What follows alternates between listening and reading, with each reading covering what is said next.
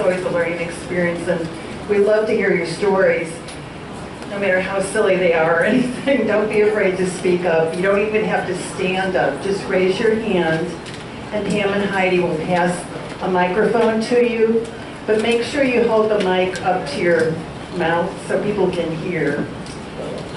Afterwards, there'll be refreshments served by the Senior Center, and again, we thank them for hosting this here. Mark Dublin is videotaping this, and we're hoping at some point we have a new website that he's going to put these on YouTube, and you'll be able to download them, and your friends can watch them. I think what else? So today we're doing a little different. Normally it's just Sally and I presenting, but this time we've got Kathy Nelson. A lot of you may know her. She used to be a children's librarian at Roland Peck for many years, and she's retired now.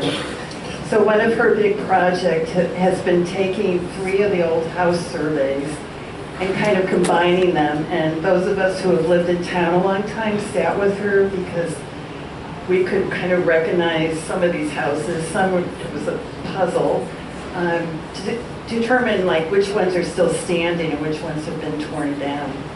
So there's so many all over Berlin that we're really concentrating this session on Worthington Ridge area. And as I said in the article in the Citizen, Worthington Ridge, before the Berlin Turnpike, extended way up to kind of where Home Depot is now, and in the other direction down towards Orchard Road. So, anything else I need to say? Oh, Nancy's in the back there, and she'll be able to scan any photos that you brought. I think that's it. Okay, so I'll turn it over to Kathy, who's going to get us started, and then Sally and I will chime in from time to time. Okay, don't change the slide yet. Hello, thank you for coming. It is way too hot, so I'm glad you made the effort. I retired 5 years ago, and my husband and I have traveled all over the U.S. and Canada. We wore out our first camper, and we're on to our second one. And last March, I said to Sally, well, what is the oldest house in town? And she said, well, there's been these 3 surveys, but they don't have them all. Oh. And so began a 10-month odyssey. I'm going to briefly do a little timeline of the town and state history for us, and then I'll talk about the 3 surveys because you may not be familiar with them. And then I'll talk about house styles for a minute and a half, and then we'll jump into Worthington Ridge, okay? So, the timeline, 1635. The colony of Connecticut was founded with the beginnings of Wethersfield, Windsor, and Hartford. 1645, the town of Farmington was incorporated, and in many ways, I think it was our first suburb. 1659, the first colonial settler came to the area that became our town.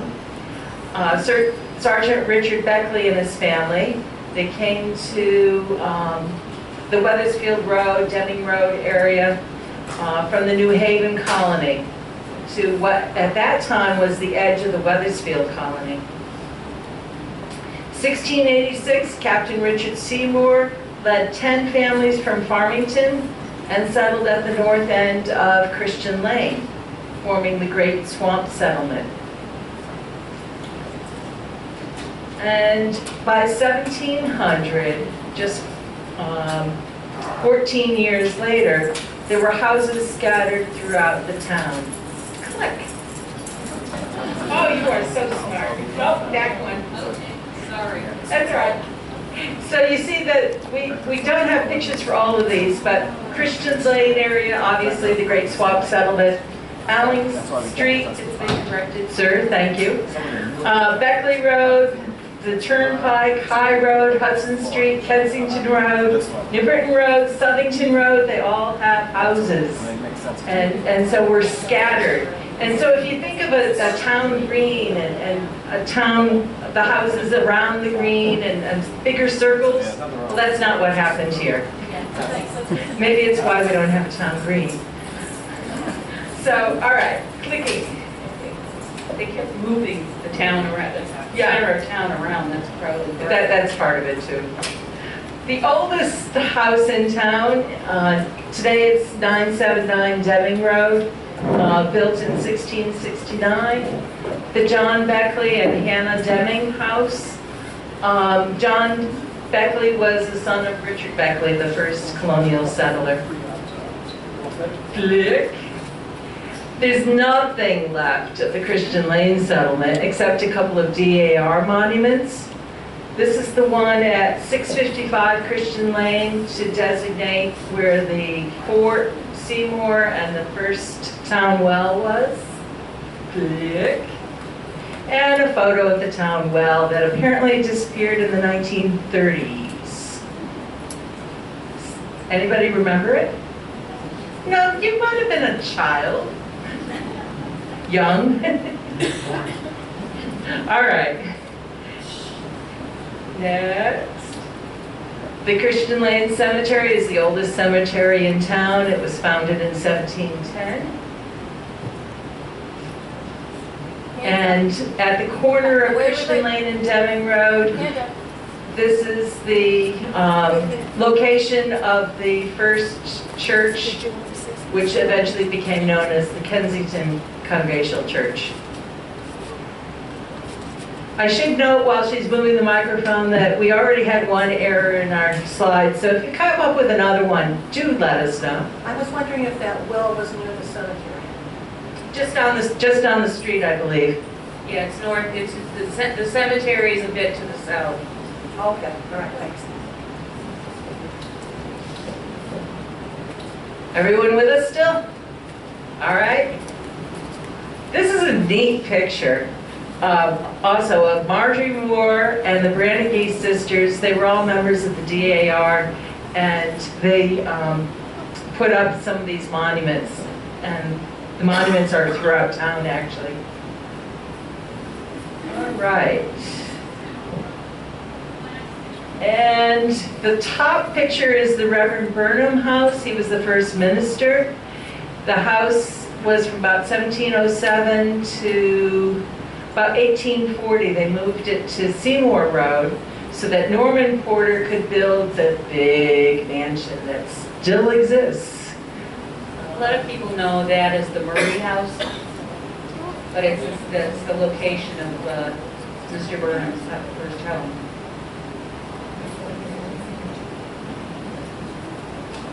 It's just west of the American Legion. Yep. 4 to 9. Alling Street, I got it correct here. This house was supposedly built in 1700. Next. Oh, our favorite house. 404 on the Turnpike. We called it the Blue Lobster because it was just behind the Blue Lobster restaurant. And when you're, well, let's say I have a heavy foot. So when you're driving excessively fast on Berlin Turnpike and you need to stop at that street light, you're not going to see the house because it was hidden behind the billboards. And today, it was torn down in November and December, so you really aren't going to see it now.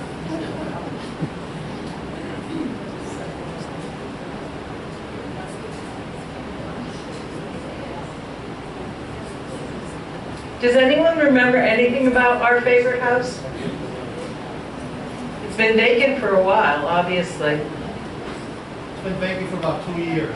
Oh, is that all? Yeah, I used to deliver the mail there. Oh, Yeah. So, it was a two-family house.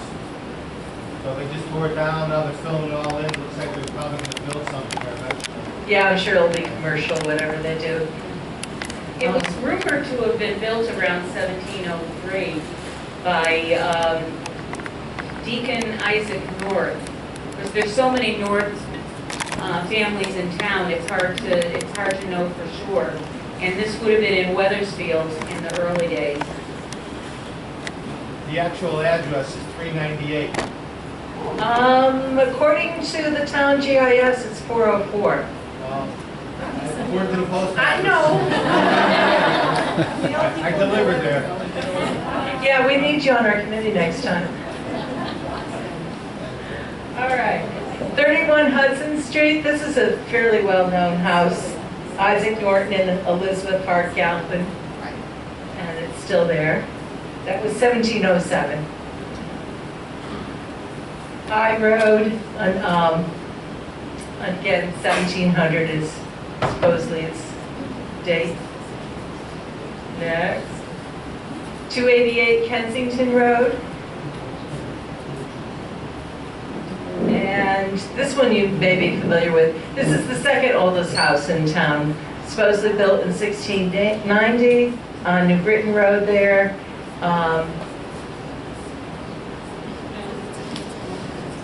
Yeah, Joseph Langton or Langdon, depending on when you were spelling it. Yeah. Dr. Rogers, is it? Yeah. All right. We're going to pause here for a moment.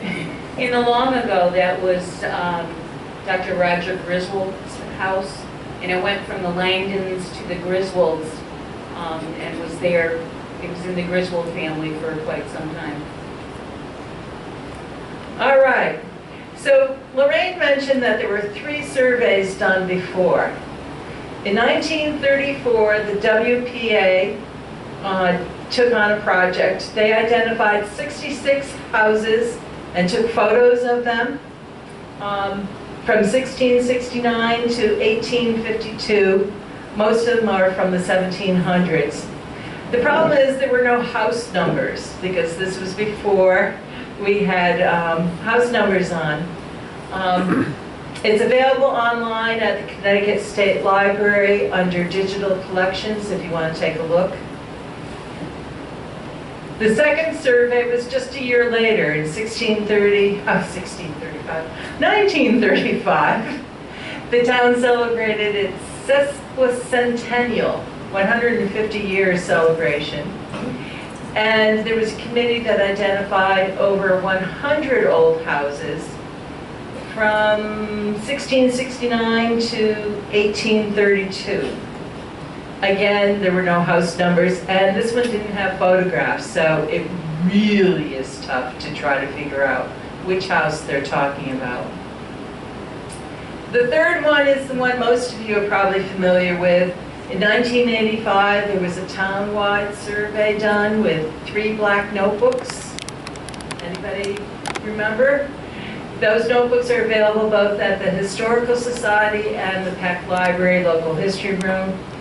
I didn't bring the whole thing because they're heavy. And then I believe I mentioned the town has a GIS index, which is basically the property card records. And so that's where I went and found additional houses that were supposed to have been built before 1899. It's called the Town GIS Index, and it's online. And so those are the sources of information that I used for today's things. All right.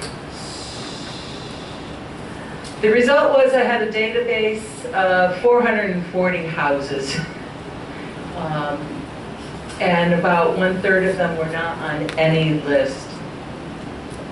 Nope, back one. I know I missed something. Okay, there's 64 houses on Worthington Ridge. It is a distance of 1.6 miles.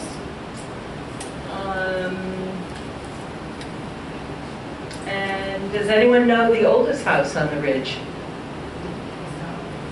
Which one's that? Yep. Sage House was built in 1720, supposedly. Yeah. Sounds good. Are we invited?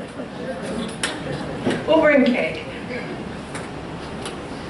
All right. Okay. Yep. Oh, no. Well, you can hover here. Does anyone know what kind of, what style house this one was? Yep. Italianate. There's about 10 or 11 different house styles. on Worthington Ridge. The earliest, of course, was colonial, and that was about the 1700s, basically 100 years. That was a popular style. It's the center door, symmetric windows, and you'll see it cookie cutter all up and down the ridge. The next was the federal style, which is 1800 to 1830, and we'll talk about these as we have pictures of them. Then came the Greek Revival, 1830 to 1860. It was the first national style of house in the United States. Then came the Italianate in 1850, the Italian Villa, which is different. Victorian was 1870 to 1910. Queen Anne, 1875 to 1900. The Four Square, 1895 to 1925. Colonial Revival, and the Swiss Chalet. So as we come to examples of these, I'll talk a little bit more about the style houses. Any questions at this point before we jump into the ridge? All right. Now, 527 Worthington Ridge. This is way up by the turnpike. You may not even think of it as part of Worthington Ridge, but there are a number of houses If you have, in this section. Behind Mickey Finn's. if anybody knows anything about any of these houses, please raise your Yes. hand, and if you remember who lived in it or something unique about it. As we're going down the street towards Meriden, the left side of the street are the odd number houses. The right-hand side of the street are the even number. So this is odd, it's left. Lyman Knott, who was born in 1822 to 1896, was a farmer, and his wife was Mary Ward. It's an Italianate style house. There are two Italianate houses on Worthington Ridge. That one? Yeah, 485.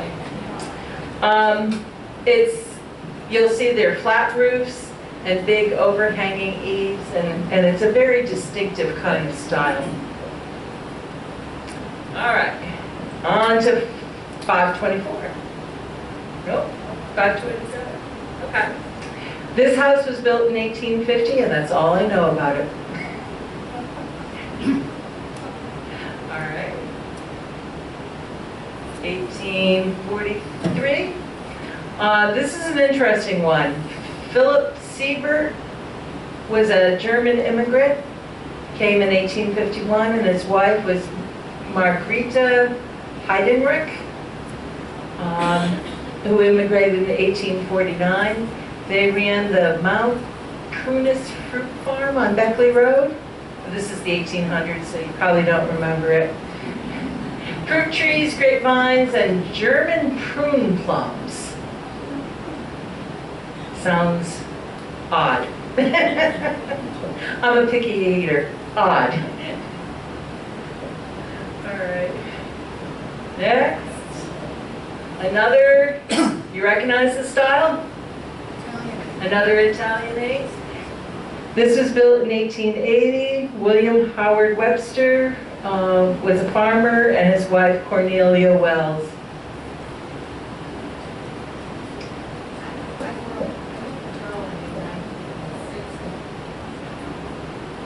Gotta really hold it close.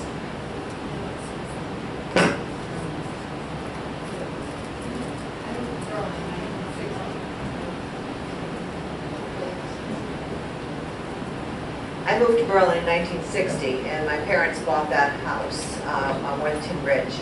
And we were told by the real estate agent, the Clausen Real Estate at the time, that house was owned by a Webster, of course, and there were two brothers that lived in the house. And they told us that two brothers got into some disagreement, and they cut the house in half, and the other half of the house is actually to the right. And it has to be true because we have a cellar with a cement thing when you come out the back, which means there was something there.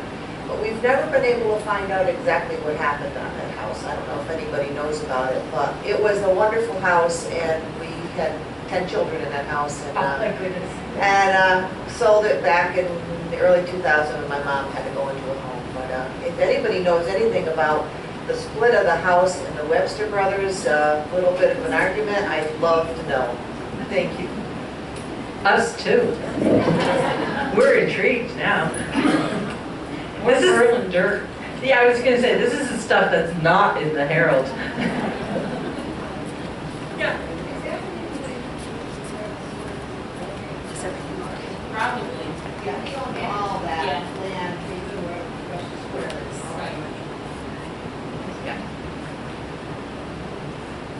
All right. On to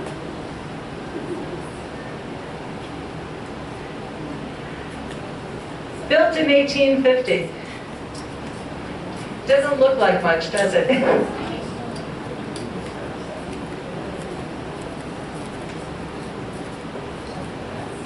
All right, this is the beginning of the historic district. This is the corner of Mill Street and Worthington Ridge. I think there's a pool in the back. Sounds like we should have a pool party today. It's a Victorian house, but there's another Victorian house that is prettier, so I'm waiting to talk about them there. Herbert and Myron Goodrich were builders and built this in 1898. Remained in the Goodrich family until the mid-1970s, according to my notes. You can tell me I'm wrong. You're right. I lived there my whole life growing up. Right, yeah. Yeah, sure, Sharon. We're gonna get you talking, Sharon. Who's talking to I lived at 666 Worthington Ridge my whole youth, and it was owned by the Goodriches. My first apartment was right behind that. There's a little house behind that, and it was over a garage. It was a great house, really. I don't know what else you want to know. Any secret I think the passages? Vandrillas bought it after. I don't know if they still own that. Joseph and The rooms Melissa are gorgeous. Butchery. There was a fireplace in the downstairs. We lived upstairs. It was a beautiful marble fireplace, and the porch was fantastic. The landscaping was fabulous because the house, the next house was the son lived next door, and it was separated by gardens of iris, all different color patches that went the whole length. There was chickens in the back. It was just a fabulous place to grow up.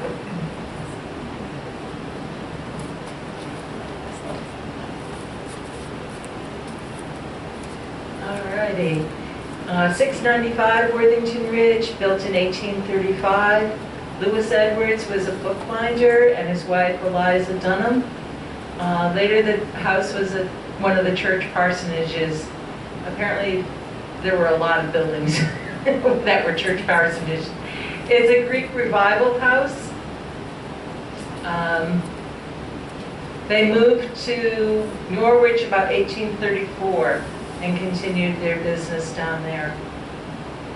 Some people may know that this is the house that Arthur Woodruff lived in. He was our town clerk for decades and rode a bike all over town. He never drove.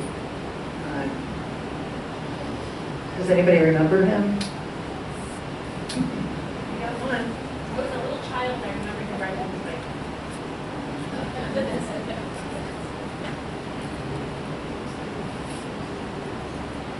And of course, the Worthington Meeting House, school, town hall. Somebody has something. What is somebody saying? That was our junior high, Yeah. 7th and 8th grade. Do you guys know And it? we walked Do to we the own high it? school, No. back and forth for lunch, for dinner. The town now owns it. The Historical Society's working on a grant to make it better? It's, The gazebo? The gazebo was added, it's a just cupola. cupola, I'm sorry, I keep saying gazebo. The cupola was Cupola. on it when it was a school. I think it was added probably like 1850 or so.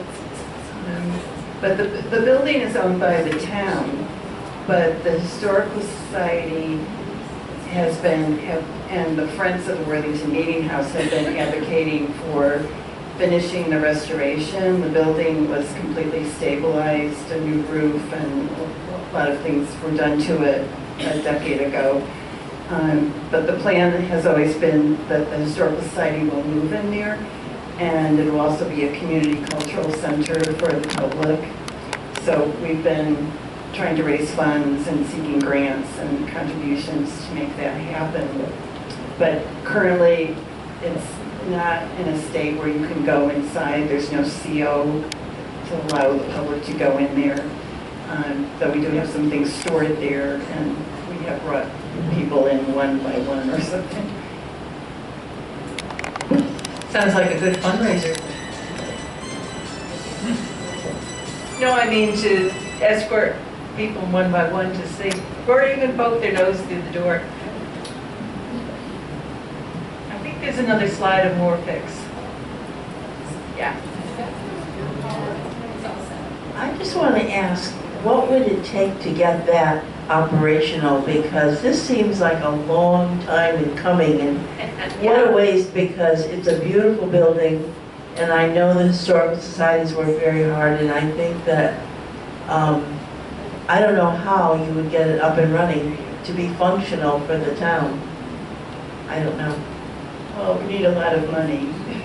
Do you have a total? It's the construction estimates were about I think it was 2 million Okay. to do it. To do it in addition to what you've done already? Mhm. The thing is, like, the longer they wait, I mean, they could have done this all a long time ago for less than that, you know. You know. But, you know, we look at it as like we've lost so many important buildings in town. This is really a very important building, and I think it's our responsibility not to give up on it, you know, and to see this through. All right. Sure. I think consider that whole approach is and not some utility. We've discussed that, but just to put the HVAC system in alone, which you'd have to do, and to have it accessible, even if you weren't able to go up to a second floor or anything, that's like almost all the cost to it. I mean, it's such a great portion of it, you might as well just go for the whole thing. But we have discussed like doing it in steps.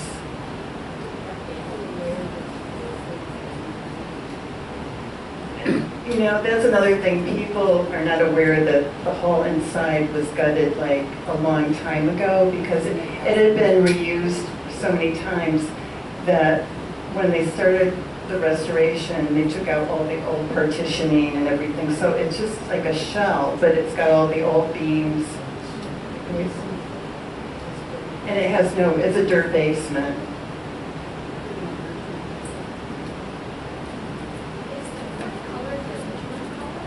Yes, we did research on that, and back when it was a colonial meeting house, they did not use white paint. White paint was so expensive and not available, so they used, you know, colors using native dyes and things like that, and those bright colors were very typical. You know, Kensington Meeting House was the same color. It's white now because there's a fund that's been left to the church to keep it white.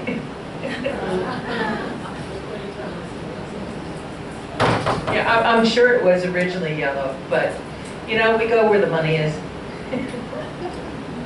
I'm a member of that church, so. If anybody's interested in helping with this effort, we're having kind of a quiet campaign now to raise funds from people who are supportive of this before we go full-blown to the public. But there's a lot of people that have said they want to see this done, and I think it's time that we all contribute to make this happen. So you can talk to me, and I'll be glad to give you a brochure, or any information you need. Thank you. The top picture is one of my favorites of the Ridge houses. I don't know why, just we're not used to seeing backyards like that. Anyway, this is 724 Worthington Ridge. It was built in 1895. Herbert Goodrich was a carpenter and his wife Mary Dillings. It's called a four-square house. And apparently for a four-square house, the height, the width, and the length, they're all the same. So it's a big box.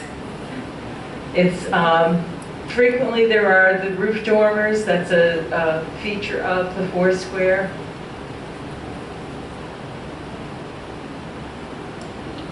This is the house behind the meeting house that the Historical Society owns, 725 Worthington Ridge.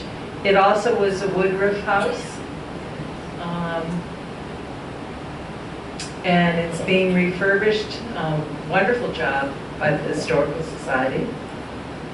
The Historical Society, when Esther Woodruff was in her final years, she had approached the town because she always thought that this property belonged with the meeting house and it would significantly enhance the whole property.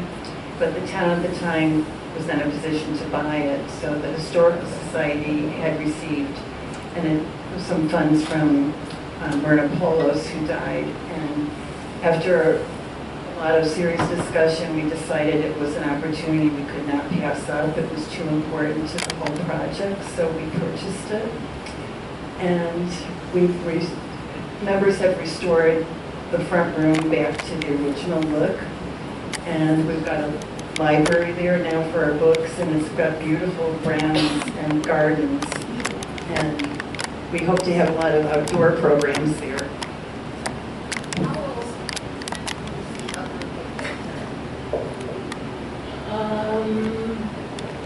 Is Nancy here? I think it was her picture. Yes. Nancy, when was the picture taken? Was that in the 50s? That's about 1954 or 55. 1954? The top picture? Yeah. Yeah, 1954. That was before the addition was on it. Yeah, the Woodruffs added on that addition you see to the left. That's when Esther and Willis got married and they first moved into the little house.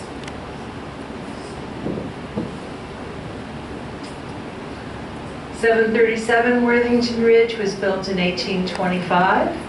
Its most famous resident was Mary Griswold, for whom Griswold School is named. She's the one that really spearheaded the effort for a high school in town. She was school superintendent from 1923 to 1932, although she lived to, I think it was 1970 at the age of 90. If anyone remembers her. Okay. 754 Worthington Ridge was built in 1825 by Levi Deming, who was a farmer, and he had two wives, Sarah Merriam and Delia Belden. This is a federal style house, and we'll talk about that in a little bit.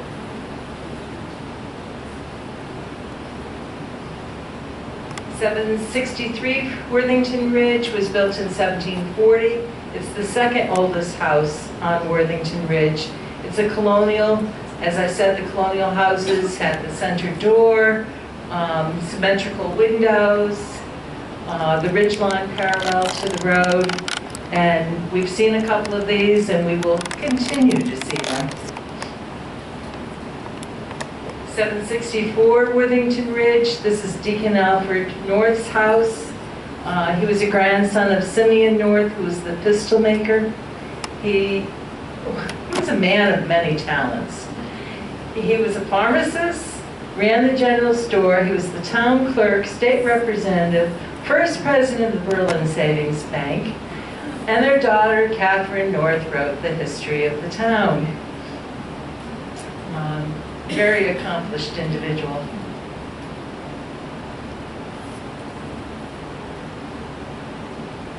$775 Worthington Ridge, built in 1800.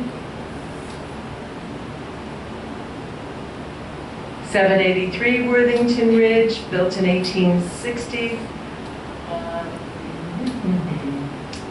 This is an Italian villa, as opposed to the Italian 8 house that we saw earlier. They tend to be a little bit boxy, and often they have towers, although I'm not sure this one does. And there's a second one of the villa on the street. 801 Worthington Ridge, 1800. It was the first Berlin Academy building. And yes, if you haven't already noticed, I pronounced the name of the town wrong. I apologize. Over and over and over again. 780 Worthington Ridge is the Alfred North store and site of the post office, which in itself is getting old. Soldiers Monument, this is coming up to its 100th anniversary also.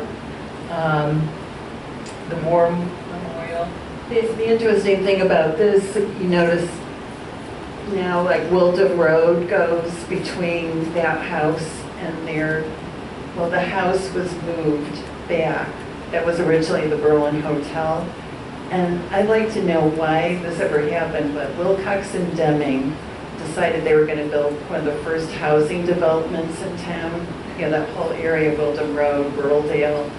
So why did they have to go to all that trouble to cut a road through there? They could have gone off Farmington Avenue. But it just seems odd like that they did that. But Wildham Road was for Wilcox and Deming, their names. 811 Worthington Ridge, 1800. This is a well-known house. Jedediah Norton and Elizabeth Kilbourne. It's called a federal house with Greek revival aspects. They couldn't make up their mind what they wanted. But inside, I was going to say, like on the lawn, Oh, okay. they had one of the largest tulip trees in Connecticut. you want to talk about the painting? This painting, there's a style called, it's a French word called trompe l'oeil, means trick of the eye, and you paint like a painting and the frame, and even like the hooks of the frame are painted on the wall, so it looks like it's a frame painting. And that's on there, and I think that, I can't remember now, it was some building in England that was replicated there, but it still exists in that house. The painting was by Isaac Sanford of New Haven, depicts the first conservatory in England. 1812 Worthington Ridge, burned and was rebuilt. This is the hotel that got moved.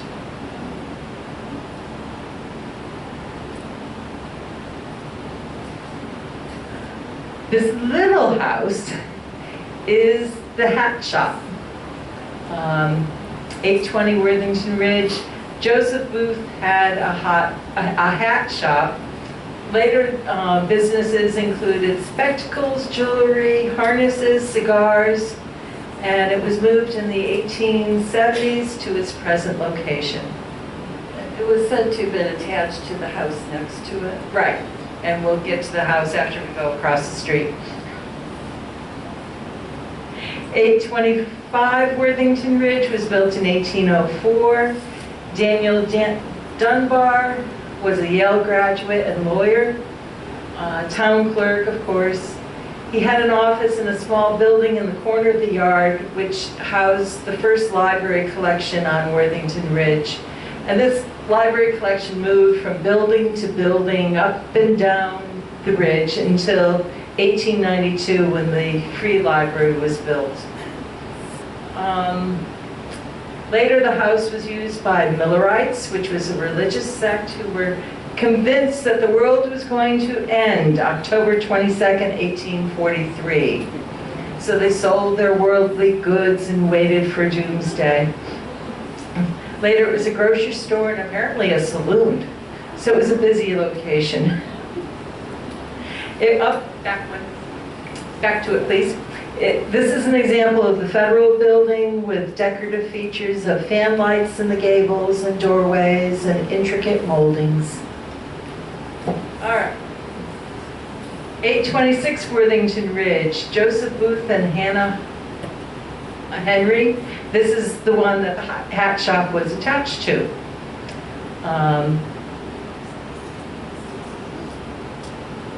Catherine North tells a story about how he was deaf, and so he would use it to his advantage to negotiate prices, because he wouldn't hear you unless he liked your price.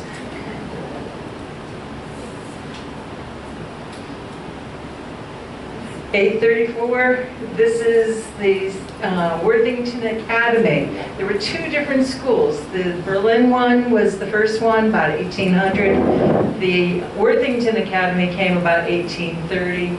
And lasted about 30 years, I think. There was a Presbyterian church on the second floor. Later, the second floor was a courthouse. And in 1955, it became the Berlin Free Library. 840 Worthington Ridge. This is Lashama Brannigy and Lucy Plum's house. The beginning of the Brannigy's.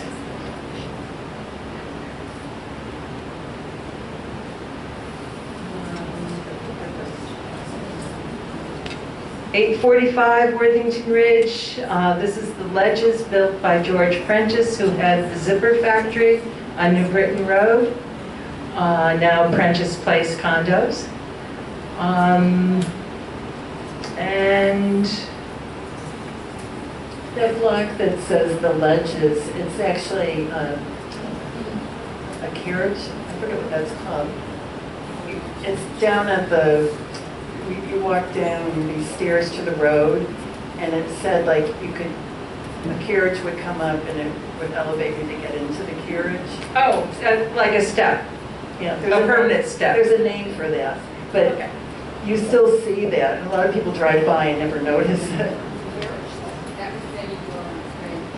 Right. And she would always talk about living there and the peacocks in the backyard. Yeah. Did you refer to it as condos? That's the factory. Oh, Sorry. Has it like been The ledges? sold? Oh, Yeah, it was sold a few years ago. Yeah. But they had beautiful grounds behind it. They had a gentleman's dairy farm. They had a pool, a lot of barns, exotic gardens, a cactus garden, peacocks, monkey, all kinds of things. I think if you click, we have a backyard shop. Yeah. Yeah. So just picture, this was before the Berlin Turnpike. So one reason it was called the Ledge is if you walk up where the Route 9 cut is through the ledges, they owned all that property. And George Prentice had some sort of structure out there where he'd go play cards with guys in the woods. It was like a little tower. It doesn't exist anymore. But it's just magnificent, and you think now it's all overgrown, and the turnpike cuts through it. Right.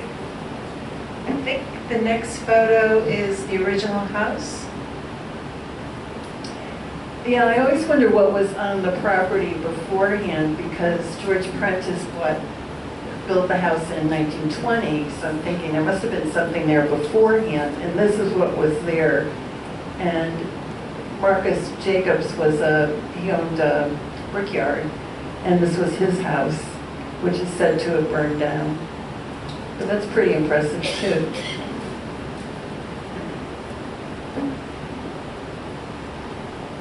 (850) Worthington Ridge. Lishman Brannigy built the house so it could be a parsonage for the Worthington Society. There's two identical houses side by side. Across the street, however, was built in 1789, the Black Seed Barns. He was a tinsmith and very successful businessman, and his wife Margarita Peck. Again, this is a mix of Federal and Greek revival. This is where our Powers grew up and where he still lives.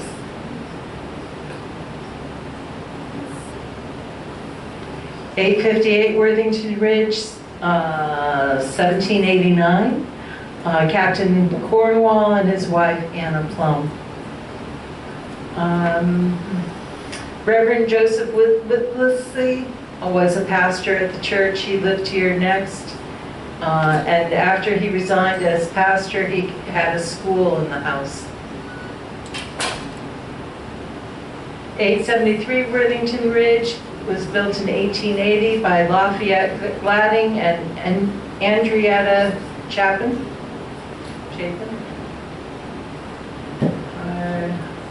You know, somebody told me a story about this house that Richard Patterson lived there, and he was the soldier that was killed at Pearl Harbor from Berlin. Oh, okay. I don't know if anybody here would remember him. You'd have to be in your 90s probably. But I was recently told that's where he lived. This is the other Italian villa, by the way. 877 Worthington Ridge was built in 1905 by Edith Bradley Taylor. This is an example of the Queen Anne style house. Rambling porches, dormers, often towers. And the Congregational Church. And it's huge, shouldn't say huge, tall tower, steeple. This was the congregation that originally started out in the Worthington Meeting House. And about 1850, they had grown and they were prosperous enough to want like a more modern church. And this was built in the Gothic revival style. Yeah. Yeah. And it was after, there was a fire at the meeting house that destroyed the organ, but they quickly rebuilt everything, but still they wanted a more prestigious kind of building.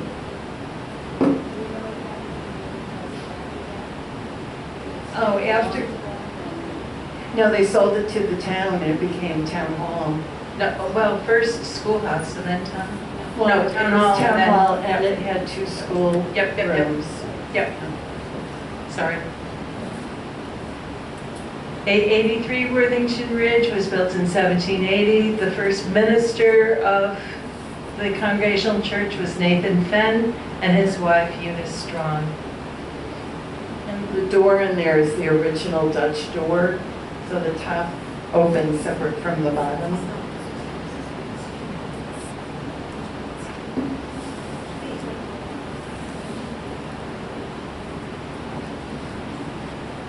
Um, 888 Worthington Ridge.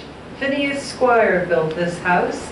He sold it to Reverend Samuel Goodrich, who was the third pastor of the church.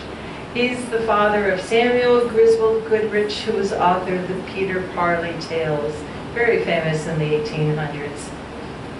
And it's the reason we have Peter Parley Row Street. Yeah, they did. Samuel Goodrich, who wrote the Peter Parley books, that was the most well-read book of that time, like worldwide. Yeah. It was about Peter Parley, this character that travels around and interviews people from all different countries and talks about the geology and the culture of these countries. He had a whole series of books and farmed them out. Even Reverend Robbins from the Kensington Congregational Church helped write some.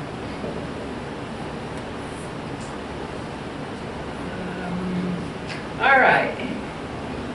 The playground.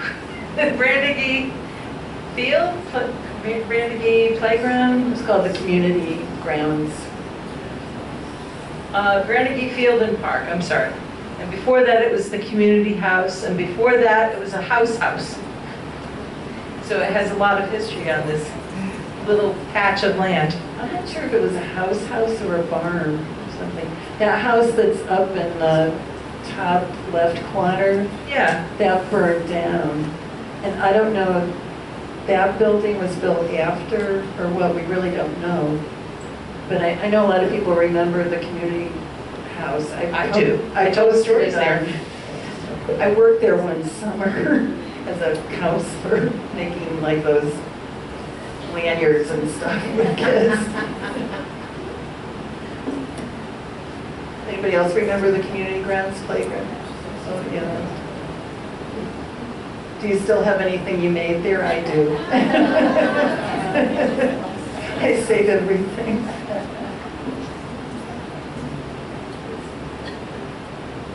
That's when they used to have the parades at the end of the summer. After Yes. the parks were closed. Yes, the parade, the recreation department parade, or, Yeah, I forgot about that. all right, 901 Worthington Ridge was built in 1775, and this is where Catherine North lived, author of the book of the history of the town. Some people might remember Angie Horton lived there. Does anybody remember her? Horton Brasses, they still operate in Cromwell, right? And she had an antique shop in the house, and people would always say, like, Angie would just sit there, and if you asked if she had something, she'd never get up because she had bad knees. And she'd say, go in, like, upstairs in the third room on the left, and it's in a shelf or a drawer or something. Oh, and she also would, like, the paper boy, when he needed to get paid, she kept change for him upstairs or in some drawer or whatever, and he just paid himself.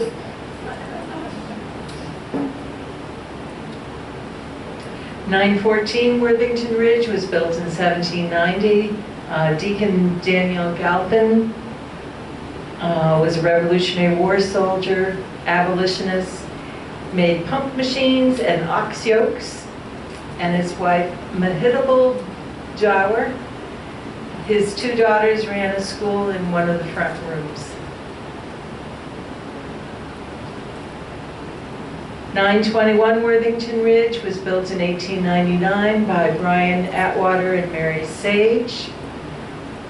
Victorian house. Does anybody remember the Hardys? I think she substitute taught when I was in school.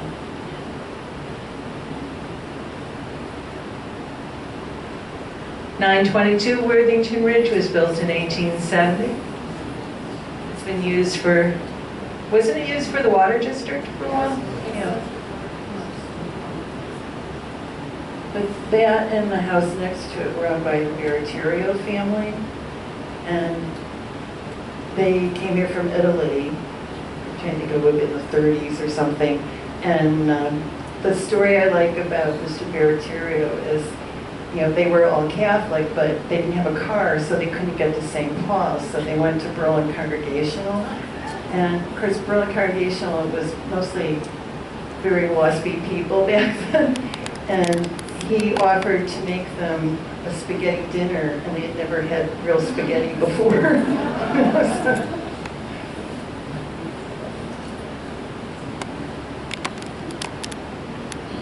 And this is the original Berlin Free Library building, used from 1892 to 1955. What happened was in 1890, the Connecticut State Legislature passed an act encouraging towns to build libraries, public libraries. And Worthington Ridge, of course, was one of the first to do this. They raised over $580 collected in a year with a committee of 5 persons, of course, including Frank Wilcox and others. Yeah, he was in everything. Does anybody remember this library? I think it was used up until the early 1950s. Right.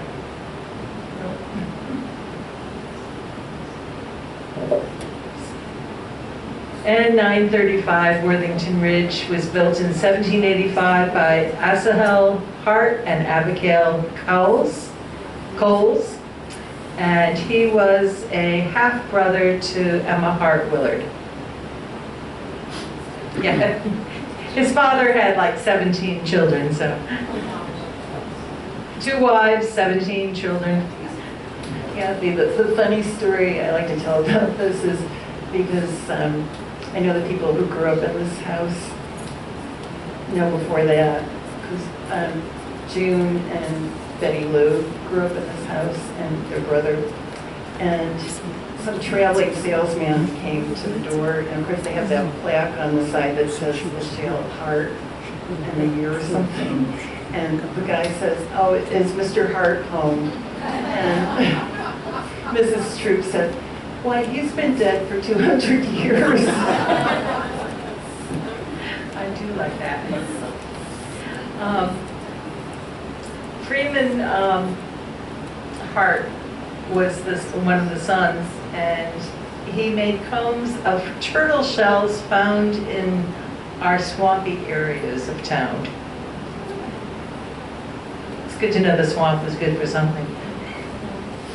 943 Worthington Ridge was built originally in 1810 as the Orrin Beckley store, and then many times removed became the Galvin store, and there were names in between.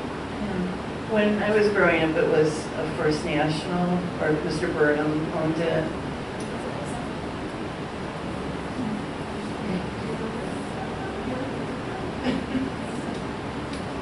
What was the inside like? It was real old timey. I remember like the big Coca-Cola cooler when you came in.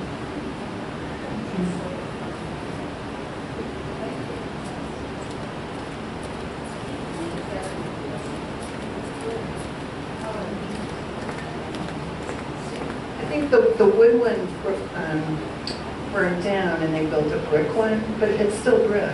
It's just painted white. You know. 944 Worthington Ridge was built in 1797. Elijah Loveland ran a tavern there for about 20 years. There was a ballroom and a bar room. He was also a tinsmith and American Revolutionary soldier. He had two wives, Lois Sage and Ann Deming. There was a school in there too, Miss Roy's school. And this building recently had a complete restoration. And in the course of it, they found cemetery stones in the basement. Oh, neat.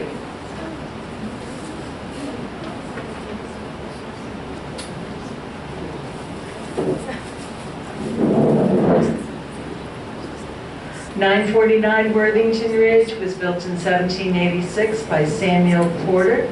And if you look closely and don't drive as fast as I do, you'll see the Ben Franklin stone, the milestone. Which was put there to mark the distance between Hartford and New Haven. No, Or to us, to Berlin, 11 miles. Oh, okay, between Berlin and Hartford. Yeah, which said. 956 Worthington Ridge was built in 1790 by John Dunham and Lois Beckley. He was a tinner, tanner, and shoemaker. It burned in the early 1800s and was rebuilt by Timothy Boardman, a tailor.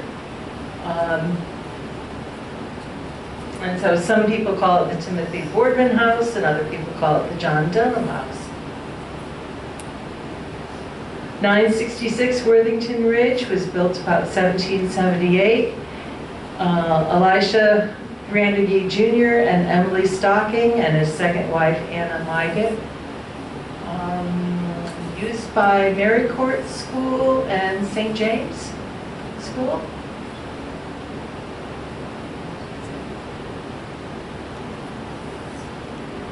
.973 Worthington Ridge was built in 1750. Mary Brandegie, she was a Buckley first, actually. And again, this is one of the neat photographs in the top at the same as some earlier photos style that we've seen.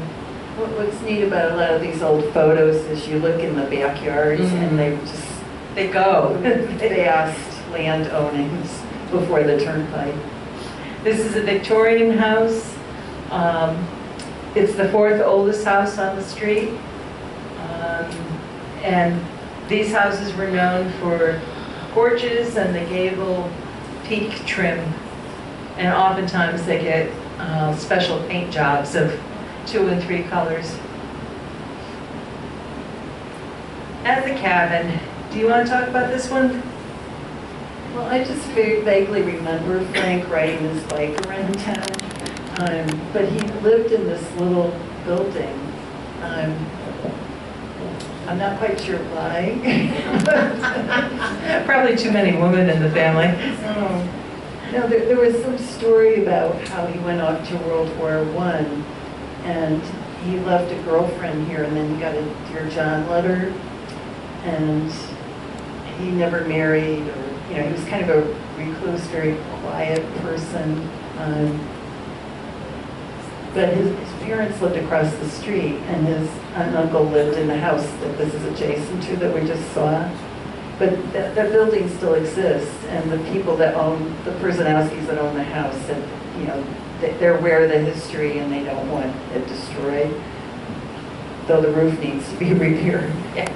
He kind of reminds me of Henry David Thoreau in the sense that he wasn't far from civilization and a warm meal when he wanted, but he kept his space. It's literally at the corner. There's some trees and bushes around it, so.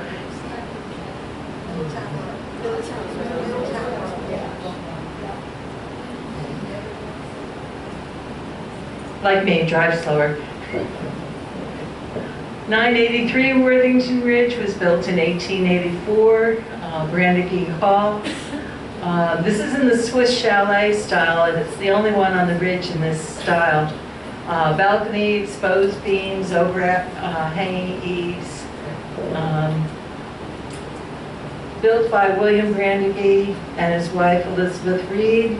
Used for roller skating, a playhouse, concert hall, post office, Grange building, town hall, and a shed.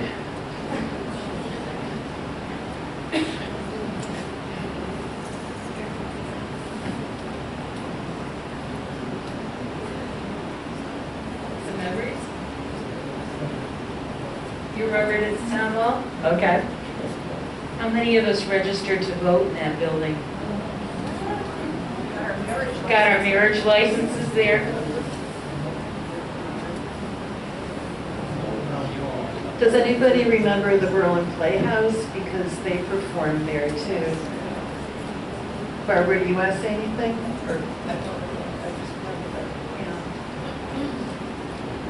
Didn't they also say that Peter Falk performed there? Yeah, Peter Falk performed there. They got some, pretty well-known actors in the Berlin Playhouse. It was a big-time thing in our town back then. 992 Worthington Ridge was built in 1894 by Daniel Bradley and Lucy Sampson. He graduated from Dartmouth College and was a manager of the Iron Bridge Company, president of Berlin Construction, state legislature. This is one of the colonial revival houses that we're starting to get into now where, they wish they could be back then with conveniences. We recently moved into this house and we neat. received tons of history on this. Oh, And good. it was, one of the histories that was passed on to us was that Daniel was building this house. His wife was overseas or something and ended up passing away before he arrived here. Before she arrived here. Well, it's interesting you said that because some years ago, a woman whose husband is a relative of the Bradleys came down to Berlin to research because they had all her letters, and she did live in this house. Yeah. Okay, now we got this information. In fact, this woman actually wrote a one-character play about her, and I was trying to get her to come down here and perform it, but somehow that never happened. Okay. But she did live in the house. And then at one time, Elizabeth Wilcox lived in it too. Right. We have to bring a photo of a lady standing in the back of the garden, even though now we're probably this archway stood. We're kind of questioning now. Oh, people can't hear what you're saying.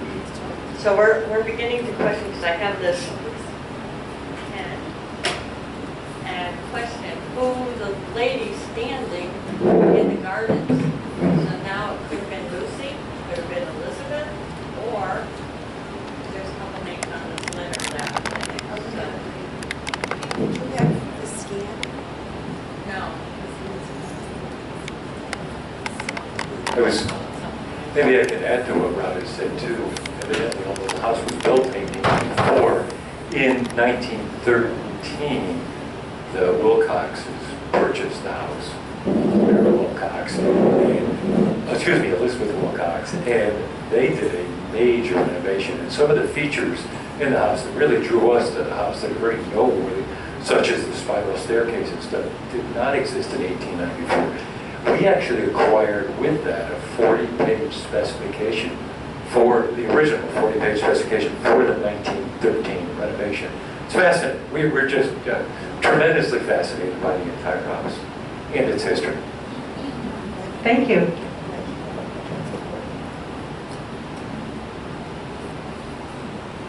(991) Worthington Ridge, Edwin Clark and Nancy Deming. He was a lawyer, farmer, landowner.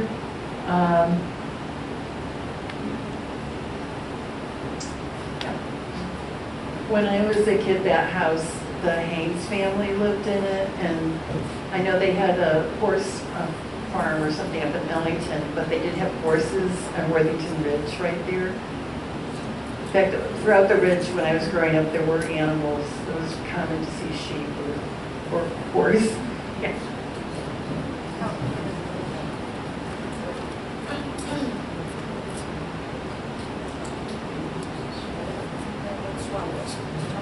Yeah, I just want to go back to the town hall for a second. I just remembered a story. The police department was in there. And the first police cruiser we had was a 58 Chevy. And of course, they used to park it right out front with the keys in it. And a couple of grown kids took it for a ride and up down the bridge with it around for about a half an hour. And they never figured it out. Was that you, Gary? They'll never tell, right? 1008 Worthington Ridge was built in 1905 by Walter Watkin and Jenny Norton. He ran a meat market and was a farmer. And across the street, 1015 Worthington Ridge, his son Leland Watkin and Hattie Webster, and later Dr. Hollis Foster lived there.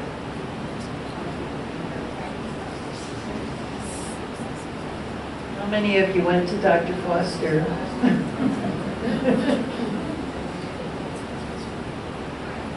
There was also, did you show the trolley barn? No, because I don't know it. Oh, okay. There to the left was where the trolley was stored, and the trolley would turn around right at that house and then go back to New Britain.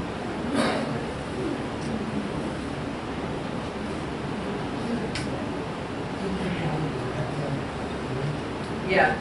Yes, it did go straight down the ridge to Farmington Avenue, or Mill Street or Farmington?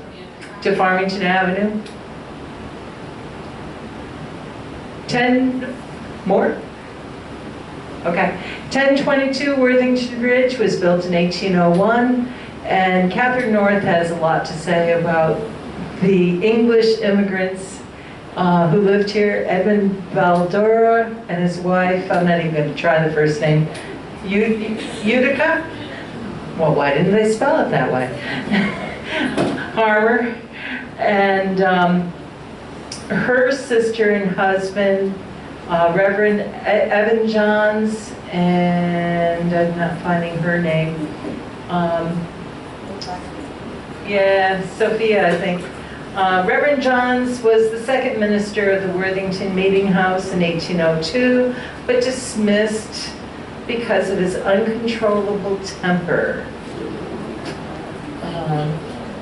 In the 1850s, it was owned by Sherlock Hall and served as a post office. Oh, called Sherlock Hall. Okay. 1027 Worthington Ridge was built in 1909 by Herbert Damon and Edna Shaw. Colonial Revival. He served in the Spanish-American War in 1898. 1035 Worthington Ridge was built in 1895 by Charles Gillen and Grace Atwater. Victorian, of course. My daughters love Victorians. 1044 Worthington Ridge. This is one of the ones that no longer exists.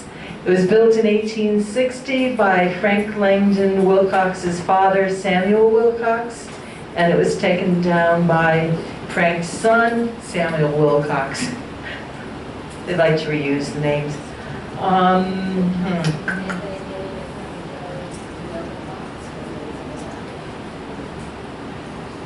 Yeah, and then it got subdivided in the front. That's why there's two newer houses in the front now, so you can't even see the ranch house that was built on the site. 1055 Worthington Ridge, the Fuller Tavern, owned by Ephraim and Mary Fuller. This is where George Washington came for breakfast in his thank you tour to the Revolutionary War soldiers after his presidency. We know very little about Ephraim and Mary. They're in the 1790 census and then they were gone. So we don't know much about them. Inside the tavern still today is a mural with Mason symbols on it. It was probably a meeting place for the Masons. And as far as I know, that mural still exists.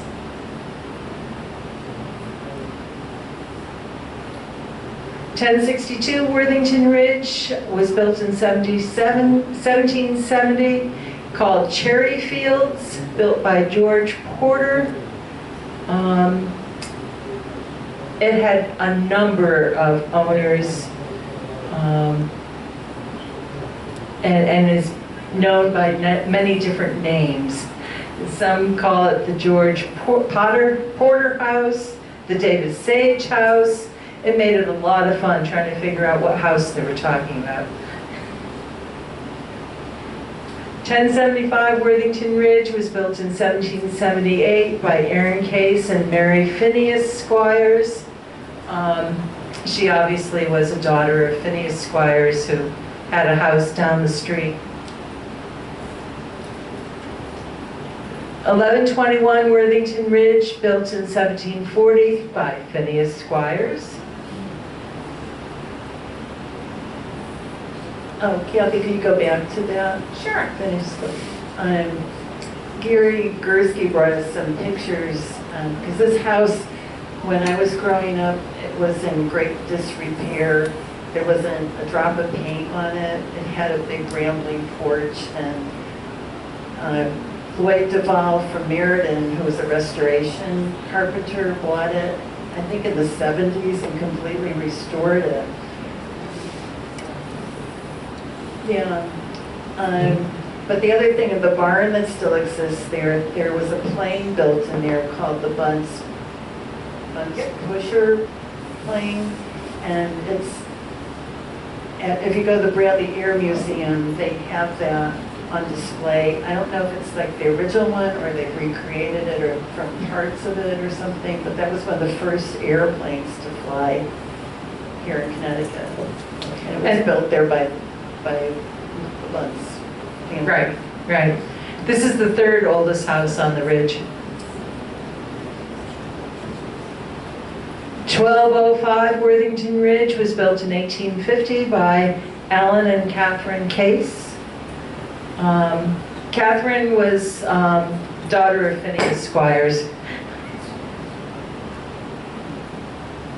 1275 Worthington Ridge was built in 1825. Doesn't look like much. Sort of a shedish looking house. That was the caretaker house for the Sage House. Yeah, that was,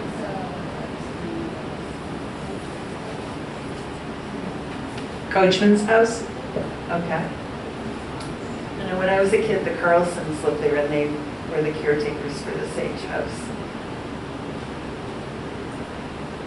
1276 Worthington Ridge, built in 1920, the oldest on this street.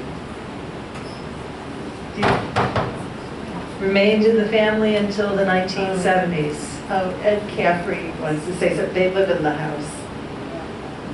Yeah, we're only the third owner. The house, when it was built, was nowhere near as big as it seems. If you look in the attic, you can see the rafters. Close enough?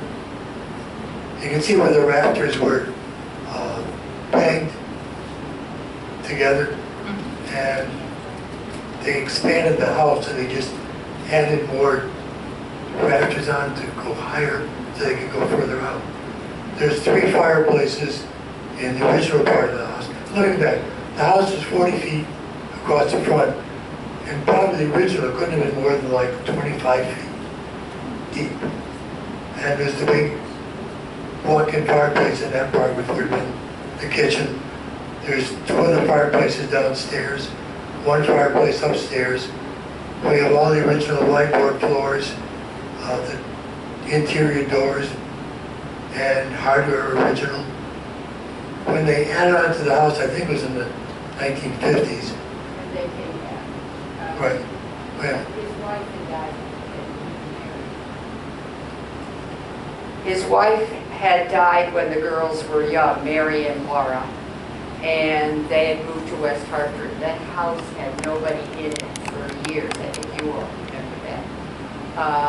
And then when he remarried, they moved back in the 50s, pushed it out, and made an addition which included a dining room and another kitchen.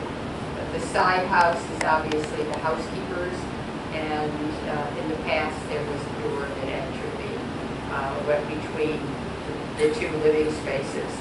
I don't know what else you want to say. The sketch on the top right was drawn by Cindy Wilcox. She did a bunch of the houses on Worthington Ridge to use as like little cards, you know. But anyway, the addition, when you see the sketch, on the left is a 3-room, which we rent out now. It has 2 fireplaces. It also has a barbecue, brick barbecue in the kitchen with a chimney that backs up to the bedroom, which is the other fireplace. But we were told at one time that David Sage originally owned land from Berlin to the Connecticut River into Cromwell. So I don't know what they do with all their money, but they didn't leave it in the house, that's for sure. The Sage family was responsible for donating land that became Sage Park. Right. We have a picture of the old bungalow, but it was part of Sage Park, and they, I guess when the highway came through, they donated the other side to the town, which is now Sage Park. Those of you who remember the early 80s, we moved in 1980. Wickliffe had not yet started the big development, so we had all that open space behind us still. And then he built, 15, 16 houses. We were able to buy the corner lot so that we don't have a house next to us. Yeah, I remember he had apple orchards, but when I was a kid, they were all overgrown, and that's where we play and get poison ivy. Mr. Dunham came to the house one day.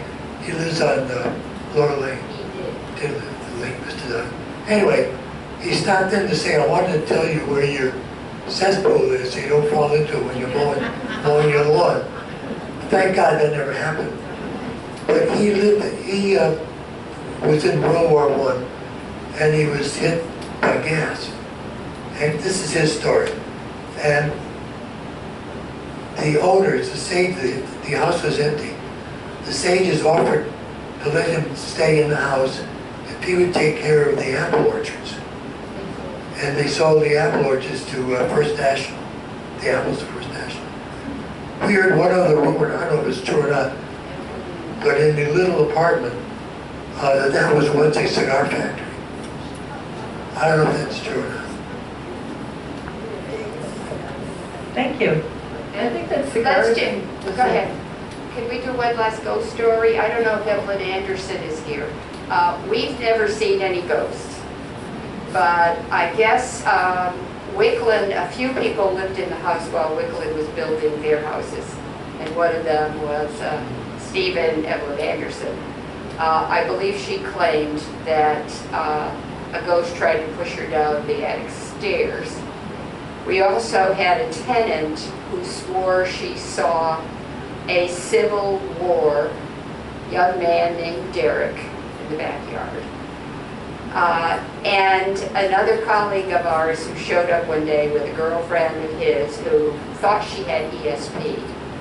On the left-hand side, which I call the piano room and may very well have been where he did business, she said she saw beds and bandages during a war.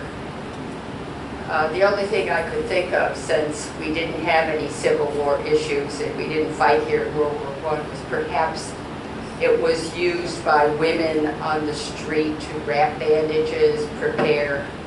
I'm not quite sure where her image was from. And we have a bunch of these stones as well. They were used as down spots. Thank you.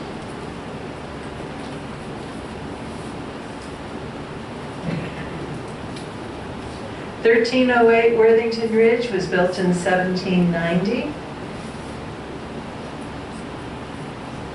And 1801, oh, the subway one.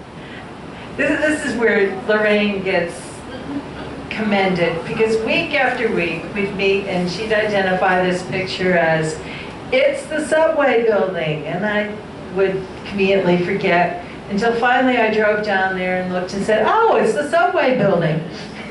And why she didn't kill me, I don't know. But anyway, this is one of the old ones. It's 1810. I'm not sure the golf place realizes how old this building is. Samuel and Elizabeth Bishop were the original owners of it.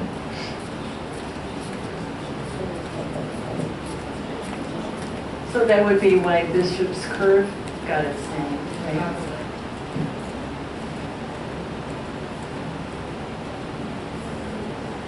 And there's a few pictures still left over from the WPA 1934 thing where we don't know where this house is. The description on it really was not helpful. So if anyone says, aha, please let us know. I think there's a couple of them. This is was identified as on the turnpike, sold, disassembled, and rebuilt in Fairfield County. This was right above the Berlin Fire Department. Yes. Do you remember that? I spent many years in that house. It was the Slepsky family. They grew up and had 18 rooms in the front. And for some reason, her father added 8 more rooms in the back. and he had a huge barn, and he grew up during the Depression, and so he saved everything. That barn was full. Play the pianos. I mean, it was just a wonderland for me who lived, as an only child to go there. They had 5 kids. And if you walked down the hill in the back, you came to a pond where we would ice skate, which is now part of the development where my son lives, off of Spruce Brook, right across the street from his house. And if you go left, you would come to what's now Sage Park. But after the parents died, somehow, well, the barn burned down, and her father had a stroke after that. But then they sold the house, and part of it went somewhere else in pieces. And I believe Sean Mahoney said he has the front door, but I'm not sure about that. But it was up on the hill right across from the Wonder Bar. Thank you. We have another picture of that somewhere in our archive before the Turnpike, when the Edelsons owned it, and they had a big truck farm, and he was bemoaning that they were going to take the land for the Turnpike.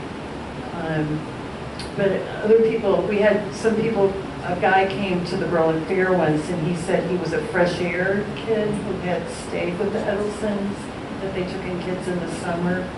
I know Mrs. Ellison was a teacher in town, kind of before my time, but maybe somebody remembers her.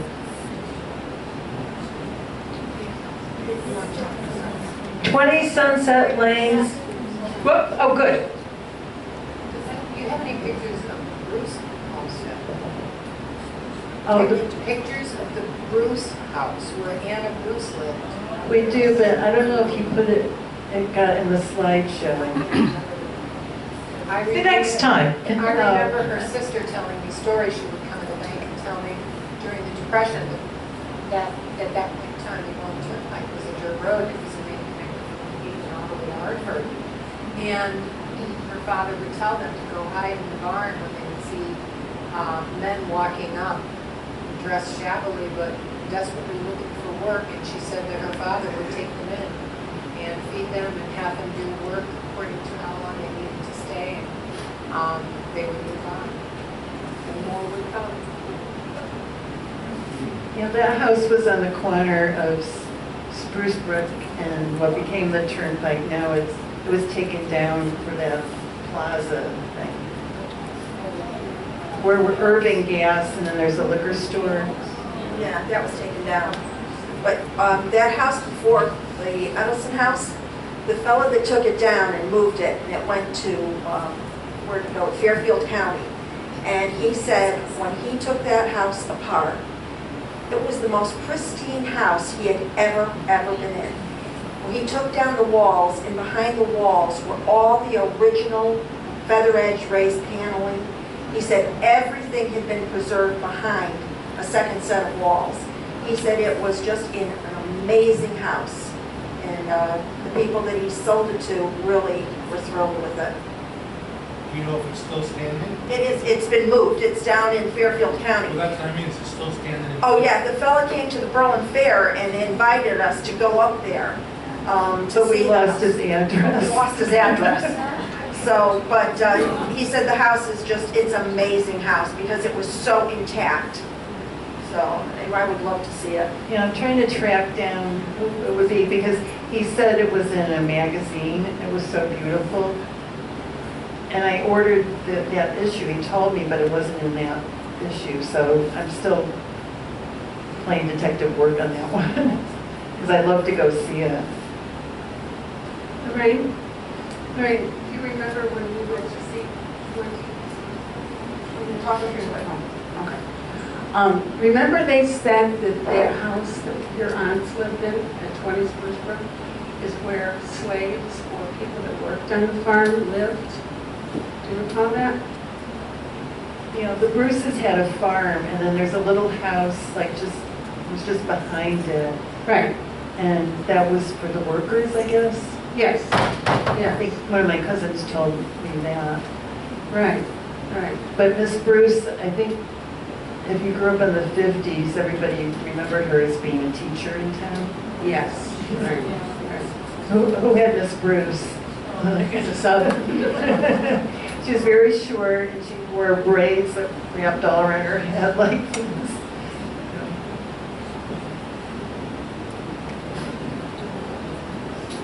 Okay, we've got two really short streets. Sunset Lane here, number 20. And the question is, was this a school at one time?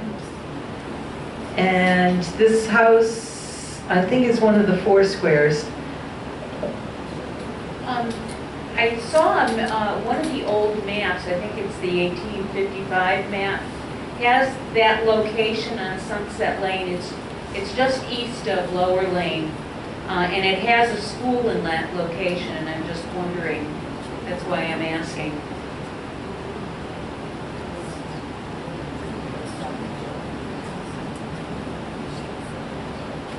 Oh, well, lost to history.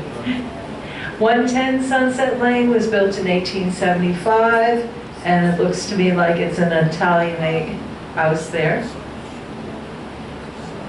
And next, 121 Sunset Lane was built in 1780, and this is Charles Wood's salt box house and addition, obviously.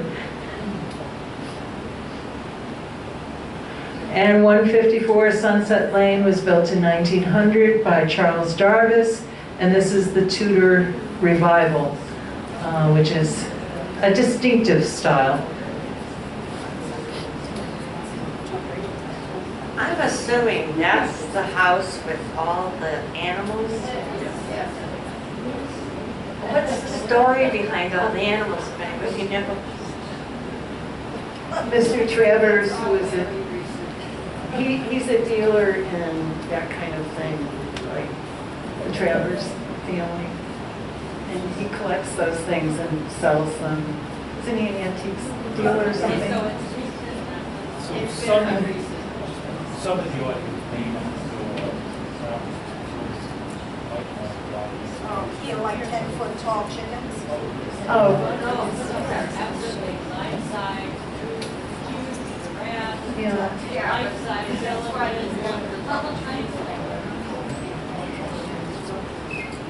Yeah, it's hard to see this house now because there's very tall hedges that obscure a lot of it, but if you're walking on the road, you can kind of see the tops of giraffes and other like big bronze animals, I guess. You know, what can I say?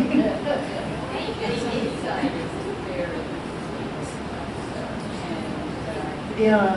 There's a beautiful, as you walk in on the right, beautiful bar. When they first bought it, it still had all the 1936 names. They were actually quite friendly when they first bought the house. I don't know how many people actually have been in the house. When they first moved in and were starting to do renovations, they had a huge party for the whole neighborhood. I think it was the last as well. But it is a lovely house inside that, like ours, it had no work done for a very long time. And they did a lot of restoration. I think at the museum we have pictures from a magazine, either of the inside of this or the house that was modeled after in England. But it's very elaborate woodwork and all that inside. And there used to be, where there's houses there now, but there used to be a carriage house, barn, and a tower that burned down. They had a bowling alley. It was a substantial property, well known in town. If memory serves me correctly, I think they have an indoor swimming pool, which was like under the living room floor. It's been covered over now. It's a bowling alley down in the basement. I thought it was okay. Yeah, that's what somebody said, there's a bowling alley, right?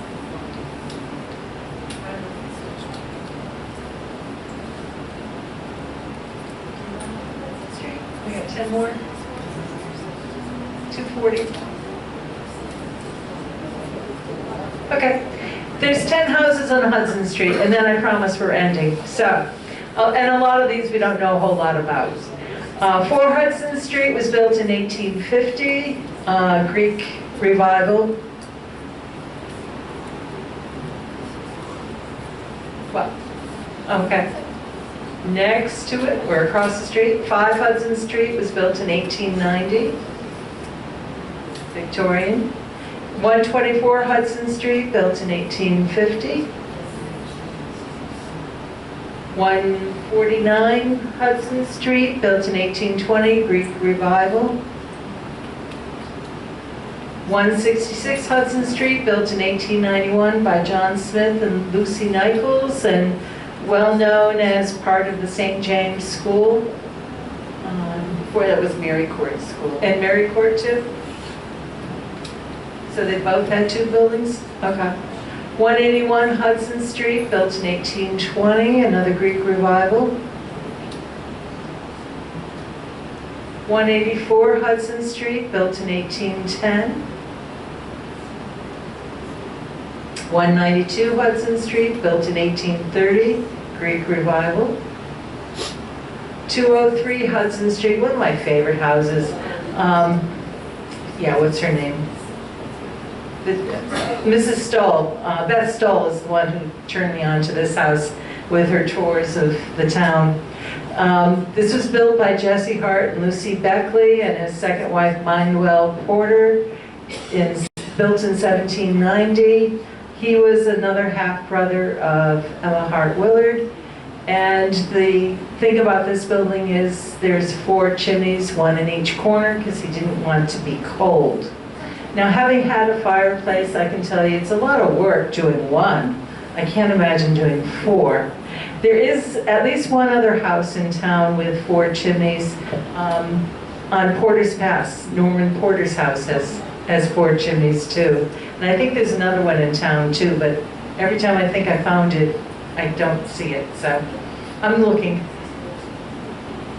And that is our show for today. Thank you all for your help. We have refreshments in the back. Right.